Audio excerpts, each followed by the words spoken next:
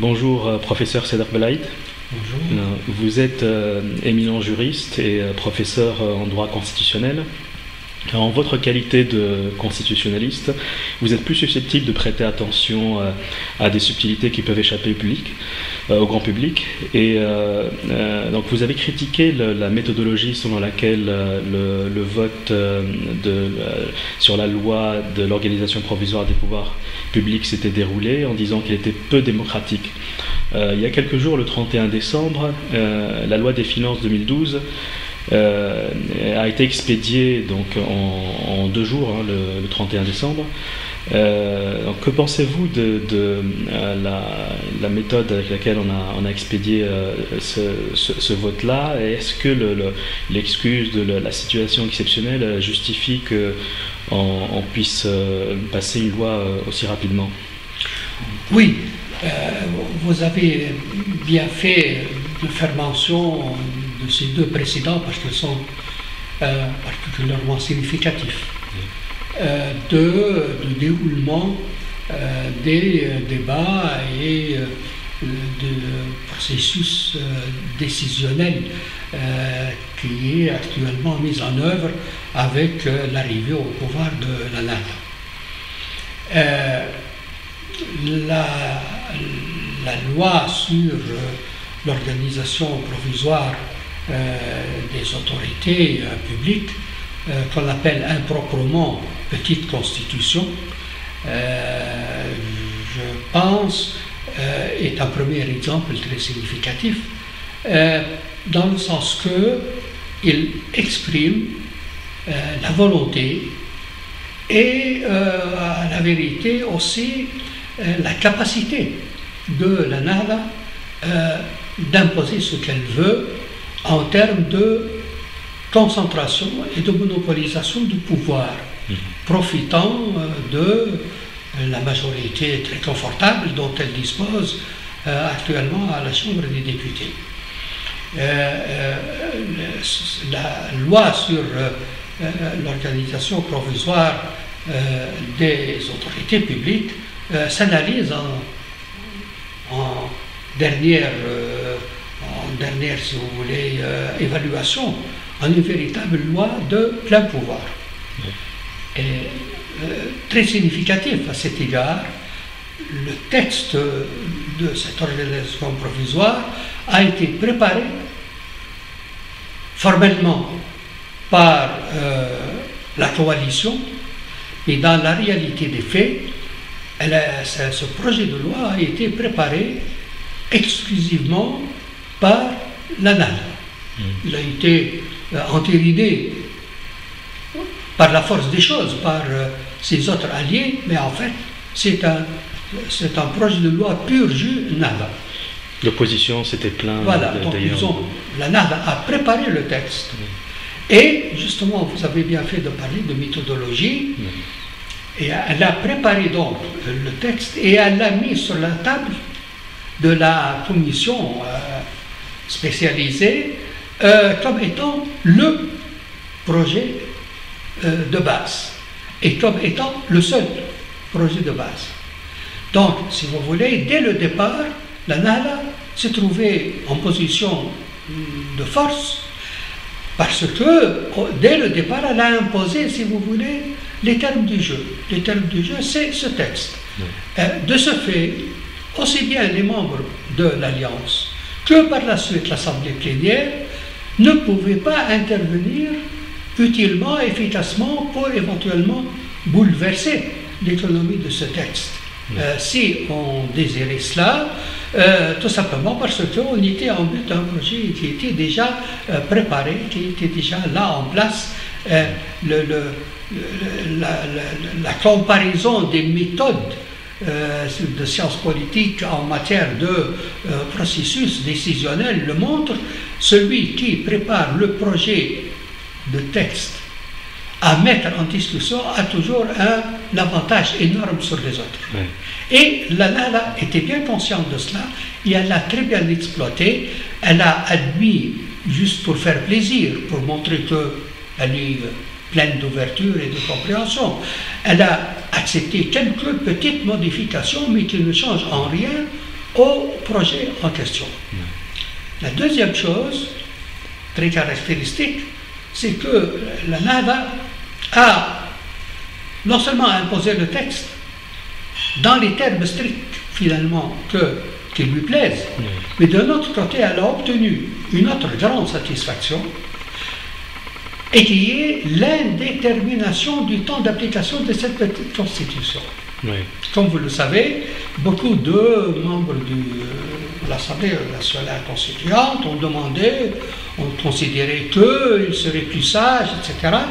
Mais la NALA n'a jamais accepté cela, alors que la NALA, avant les élections, pendant les élections, disait et redisait à plusieurs reprises qu'elle s'en tient à un accord dit l'accord Ben Achour sur l'organisation provisoire, etc., qui prévoyait entre autres un délai strict fait Ajalin Aqsa, n'est-ce pas? Donc il ne peut pas aller plus loin qu'une année.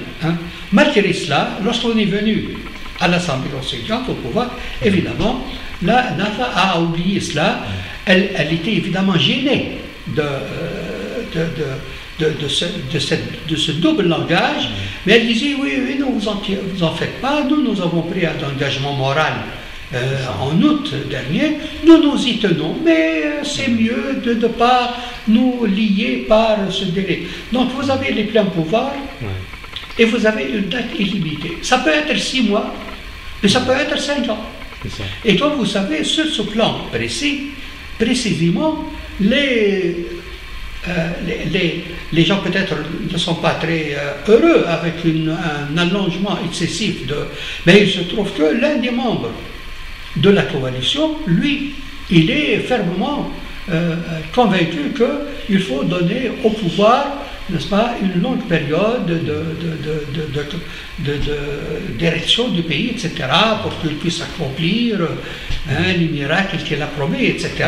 Et donc, on peut imaginer que le rassemblement va être un peu le porte-parole, celui qui prépare le terrain en faveur, n'est-ce pas, dans cette direction. Quelque temps plus tard, effectivement, s'est posé la question de l'adoption de la loi de finances pour 2012. Et là encore, si vous voulez, d'une manière encore plus évidente, on a bien vu que c'est la NADA, comme on dit familièrement, qui mène la danse et à la manière qui lui plaît. Pour vous donner une idée de cela, il y a 2 éléments qu'il faut avoir présent à l'esprit. Le premier élément, en ce qui concerne une loi de finances, disons, discutée dans des circonstances qui peuvent varier, un peu tardivement, comme c'est le cas ici. Eh bien, la tradition et la législation tunisienne ancienne, vous avez une loi organique sur la loi budgétaire qui a prévu dans même la Constitution, par la suite de 59, a été amendée dans cette direction pour parer à ce genre de situation difficile. Si nous sommes trop en retard dans la discussion du budget, eh bien, la tradition et la Constitution de 59 disaient oui, dans ce cas-là, on ne va pas arrêter la marche de l'État, on va tout simplement prévoir l'approbation ou l'attribution, l'allocation de morceaux de budget pour que l'État puisse continuer à fonctionner. Et donc, on a prévu qu'on peut adopter effectivement par un vote unique l'attribution ou l'ouverture de crédit correspondant à 3 mois d'exercice. À 3 mois d'exercice, donc de janvier à mars. Et même si mars, la difficulté n'est pas levée, eh bien on peut encore, l'Assemblée peut encore voter une deuxième loi, votant un deuxième cas qui va nous amener de mars à juin, pour, si vous voulez, déblayer le terrain. Et bien on n'a pas respecté cette loi. Ça, c'est un premier élément.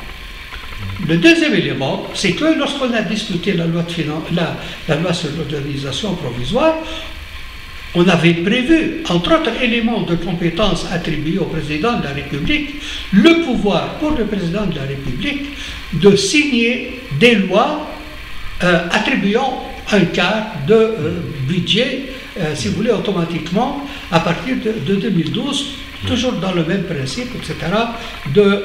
Là, nous sommes en présence. On a ignoré, disons, une tradition qui a quand même correspond, si vous voulez, à des solutions de bon sens. Oui. Et on a ignoré la propre loi qui a été votée sous l'égide de la Nahda, attribuant ce pouvoir exceptionnel au président de la République. Pourquoi? On a oublié ces deux choses-là et on a tenu à ce qu'il y ait un vote, jamais vu peut-être, jamais vu, un vote de l'ensemble de la loi de finances pour toute l'année de 2012, en une seule, vous l'avez vu, en 48 heures pratiquement. Eh bien, on pourrait commencer à comprendre, si vous voulez, cet empressement à garantir, si on peut dire, les pleins pouvoirs financiers au gouvernement actuel, au pouvoir, lorsque on rapproche ce premier précédent celui de la loi sur l'organisation provisoire. Oui. La Nahda veut avoir les mains libres. Et pour cela, elle a obtenu. Elle l'a obtenu déjà. Elle a obtenu les pouvoirs constitutionnels et législatifs, avec tout ce que ça peut impliquer en matière de confusion de pouvoir, en matière éventuellement, si vous voulez, de monopolisation, d'autoritarisme, etc., du pouvoir qu'on reprochait aux anciens ou à l'ancien régime. Donc nous ne sommes pas, comme on dit, sortis de l'auberge, nous sommes restés dans la même épure d'un pouvoir autoritaire, concentré, qui peut être centralisé, qui peut-être peut dériver. Il peut dévier, il peut mal tourner. Ceci est un premier élément d'inquiétude.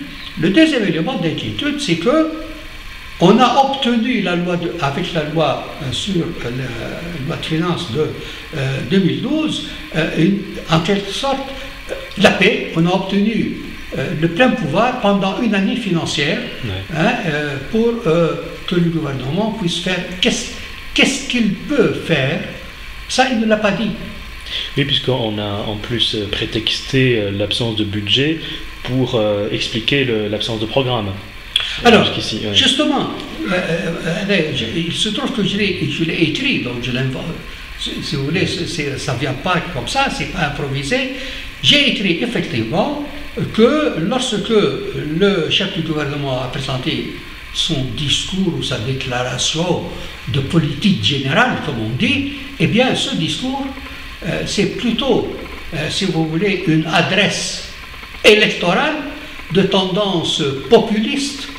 Je n'irai pas jusqu'à dire démagogique, mais en tout cas au moins populiste, mais qui n'a rien à voir avec, si vous voulez, la solennité, l'équilibre, le sérieux, qu'une déclaration de politique générale généralement implique quand on est dans un régime réellement, si vous voulez, parlementaire. J'aurais imaginé que le chef de l'État, le chef du gouvernement, se présente avec à la fois des projets et avec les moyens de les réaliser. En indiquant, si vous voulez, le paquet de lois qu'il compte demander au Parlement d'approuver en vue de mettre en œuvre sa politique, et en annonçant les voies et moyens financiers, fiscaux, etc., nécessaires pour la réalisation de ce projet. Or, il n'y a pas de redéfinition, si vous voulez, de moyens fiscaux. La fiscalité est restée à peu près la même, il n'y a rien de révolutionnaire, et on n'a pas indiqué le moindre chiffre sur ce qu'on prévoit être, si vous voulez, c'est ça, les recettes de l'État. Et on n'a pas non plus indiqué quels vont être les moyens de dépenses, c'est-à-dire les crédits qui vont être ouverts, aussi bien pour les crédits de fonctionnement que pour les crédits d'investissement. C'est un discours de littéraire un peu, si vous voulez, socio-populiste que le discours d'un homme politique et d'un homme politique compétent en matière financière. Donc notamment le fait qu'on promette des centaines de milliers d'emplois. Absolument, oui. Absolument. Là, évidemment, si vous n'avez pas indiqué les moyens, si vous n'avez pas indiqué les lignes générales de votre politique économique, vous pouvez promettre la lune, hein, si vous voulez. Mais vous ne pouvez pas dire, je promets de créer X milliers d'emplois, que lorsque vous aurez dit, voici quelles sont les lignes force de ma politique économique, je vais m'engager dans l'agriculture, je vais faire ceci dans l'industrie, je vais donner sa chance à tel ou tel secteur, n'est-ce pas, pionnier d'économie, etc. Je vais donner telle facilité, je vais créer tel cadre juridique propice, si vous voulez, au développement des investissements tunisiens ou étrangers. Je vais proposer telle et telle mesure législative pour, si vous voulez, redonner confiance aux investisseurs, etc. Il n'y a rien de cela.